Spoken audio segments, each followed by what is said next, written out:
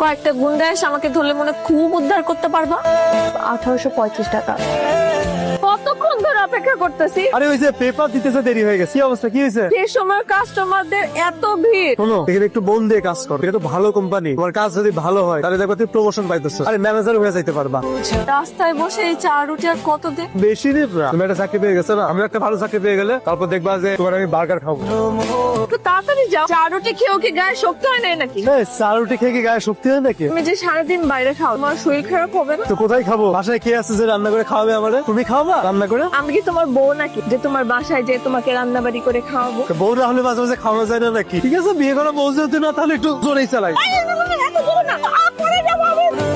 মিলি, কালকে দেখা হবে। এই শুনো, কালকে না তোমার ক্লাস? হ্যাঁ, কিন্তু যাওয়া হবে না, কালকে বিকালে শিফট আছে, আবার আসবেন। এক্সকিউজ মি, যদি কিছু মনে না করেন আপনার ফোন নাম্বারটা কি দিবেন? কেন স্যার? যদি প্রোডাক্টগুলো চেঞ্জ করার প্রয়োজন পড়ে। প্রবলেম নেই স্যার, আপনি যদি কোনো প্রোডাক্ট চেঞ্জ করতে চান তাহলে মানি রিসিপ্টের সাথে আনলেই হবে। যদি আপনি না থাকেন?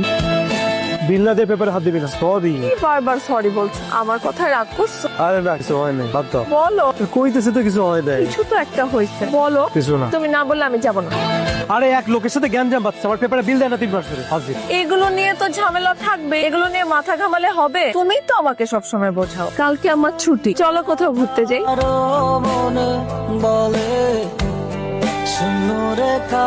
কেমন আছে? কে বলছেন? চিনতে পারলেন না? ওই যে কালকে বিকেলে আপনার শপ থেকে দুটো ক্রিম নিয়েছিলাম। ও স্যার, আপনি কেমন আছেন? ক্রিম দুটো ঠিক ছিল? আমি বুঝি আপনাকে ডিস্টার্ব করলাম। না স্যার, সমস্যা নেই। অ্যাকচুয়ালি আপনি অনেক বেশি সার্চ করেন। কি রে এত স্যার বলতেছিস কি? কালকে আমাদের শপে একটা কাস্টমার এসেছিল, আমার নাম্বার নিয়েছিল ক্রিমের রিভিউ জানানোর জন্য। বড়লোক নাকি রে? আমি কিভাবে জানবো? দেখ, বড়লোক হলে ফ্রেন্ডশিপ করে ফেল, ঢাকা শহরে চলতে গেলে কিন্তু টাকা লাগে।